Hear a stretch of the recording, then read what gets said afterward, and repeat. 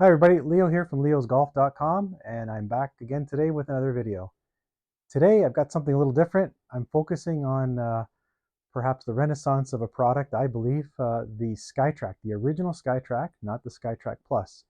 And I'm featuring it today because I'd like you to understand that it's still a very viable option, although there is a new model. But if you're one of those persons or people that want to play golf simulation, and aren't super critical in regards to how much club data you want, or if you want club data, then I think this could be a device for you. I'm going to go through the pros and cons, specifically with how it handles shots and where maybe it has some hiccups with shots.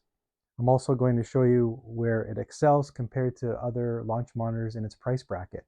It is photometric, meaning it uses cameras and competes against other photometric devices that normally cost more money, and several radar-based devices which cost less. And I'll try to, as I go through the video and show you some shots, explain the differences and what to look out for.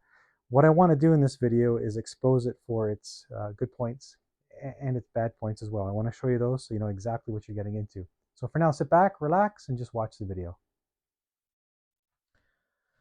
So I have it running GS Pro, and this is an unofficial support of GS Pro. In other words, if you buy it and try to buy software through Skytrak's portal, it will not let you buy GS Pro or use GS Pro. This is an open community connection that's been created. It's fantastic. And for some folks, it's the right thing to do. For others, they don't want to go through that. It's kind of like an Android thing where you can tinker more compared to, say, an iPhone where it's more of a closed environment. So if you're after just plug and play, maybe stick with the software solutions that are available at Skytrak. If you're more of a tinkerer, then maybe this is the option for you. Okay, so I've thrown up Aberdeen, which is a course in Eastern Canada. And we're on, the second hole here, about 150 yards out. I'm just going to hit a 7-iron, show you what it's like to hit shots with the Skytrak. So it has a laser dot that it projects on the ground, and you just have to simply put your ball within about a ball's diameter of that dot, and away you go. So there's some wind pushing things to the left. I'm going to try and just hit direct. I usually have a little bit, with my irons, a little bit of a draw. We'll see what happens.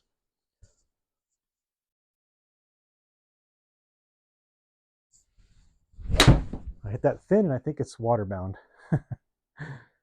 Okay, it is. So we'll try that again. That's my warm-up shot. Incidentally, you may have noticed a little bit of a delay in the shot reading, and that's one of the things that some people will complain about with the Skytrak. There is a bit of a shot delay. The cameras read, take photos, and then send all the data up to your PC to be then outputted by a projector. And for this device, it does take a second or two more. Let's try that again.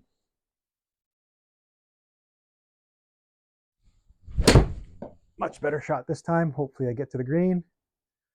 It's looking pretty good, actually. Wow, I really embarrassed myself the first time. Look at that. Second shot's much better. Long, but that's okay. I'll take it.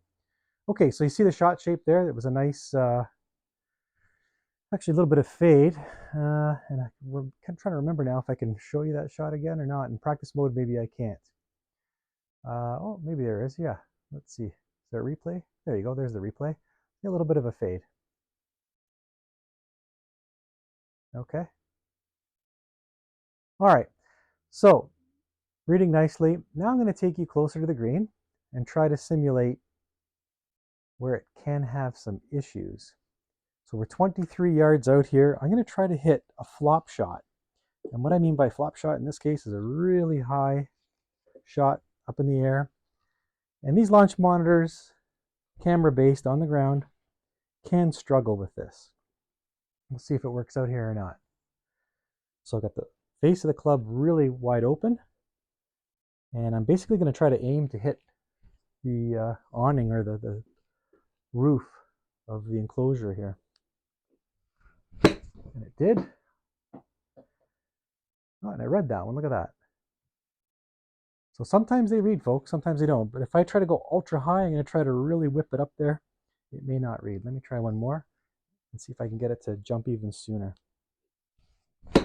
Nope, that one's a total miss. But I did read it. Okay, let's try that again.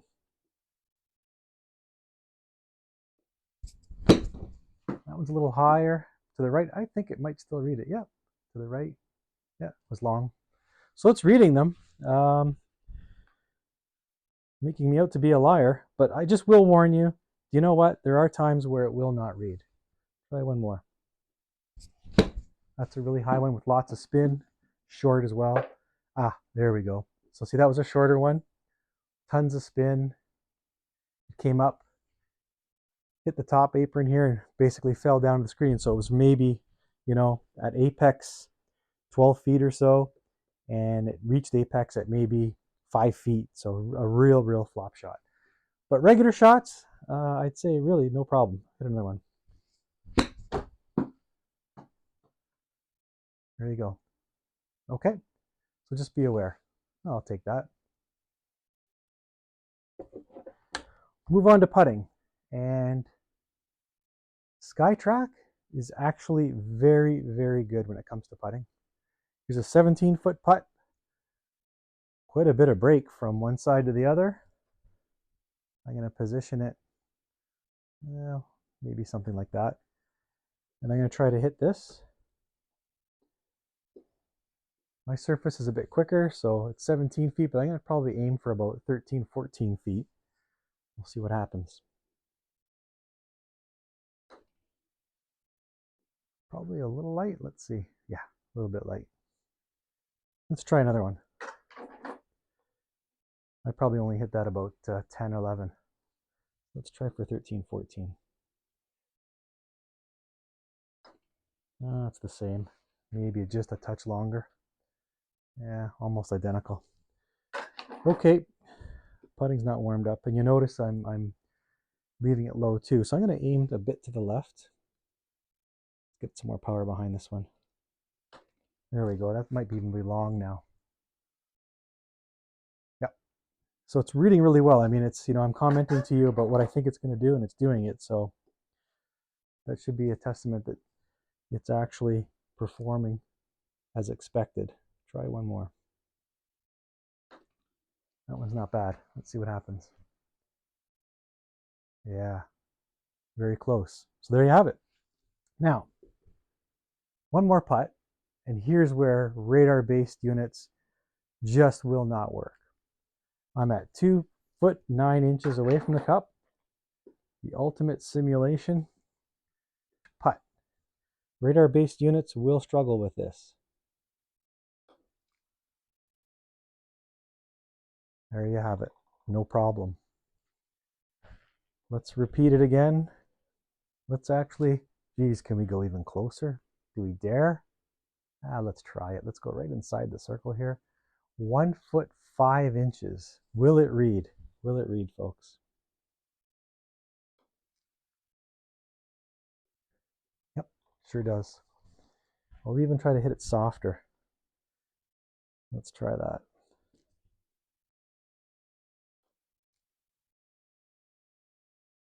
Yeah, okay, so there's its limits right there.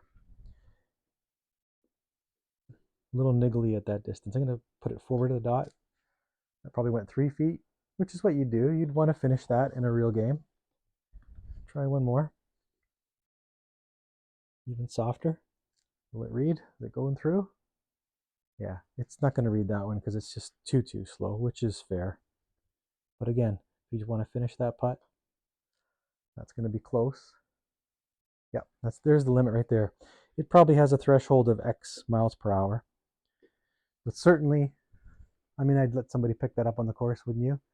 But certainly if you're back here 3 feet, you can expect that it will work.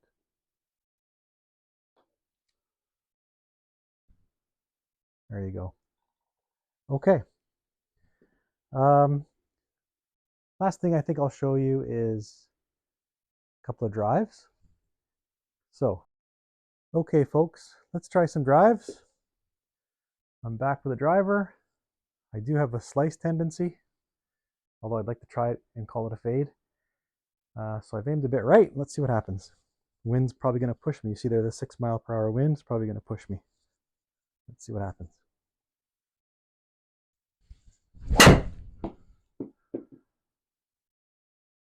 There it goes.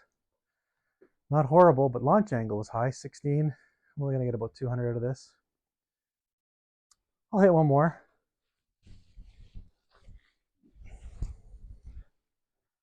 Really got to work on my long game.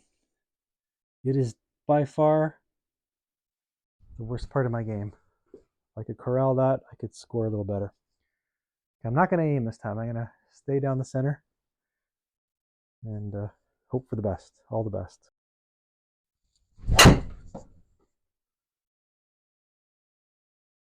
There it is. It's a fade, not a slice. Launch angle's rather high, 14. A little higher than I'd like, but I got it out there, 215, 214. Okay, so there you have it. Again, Skytrak. Very, very good product if you want to play golf sim in the house, office environment, or hobby area. Folks who want that club data, it's missing. It's not there. Maybe you have to step up to Skytrak Plus for that. But if you just want some good ball data, reliable shot shape, and from what I've shown you, good putting, and mostly fantastic chipping as well, except for those real high flops, I think this product fits the bill. Are there better units out there? For sure. There are other camera-based ones that cost 2-3 times as much. There's ceiling-based launch monitors, which are even more accurate. Let you play left hand, right hand, which is a bit of an issue with this device. You have to pick it up, move it from side to side. So it's a small inconvenience, but it can be done. But for the price, coming in at about $2,800 Canadian, it's a fantastic unit still today, even though it's close to 10 years or so on the market. And if I can help you with a system, whether it be the Skytrak or some other sort of launch monitor system, please get a hold of me. It's Leo at leosgolf.com. If you've got questions, same thing, please email me. You can comment in this video for sure, and I'll try to respond to all those questions. And before you go, please, would you like the video too? And even better, if you subscribe to my channel, that'll really help things for me as well too. Okay, but for now, I'll say goodbye, and we'll see you in the next video.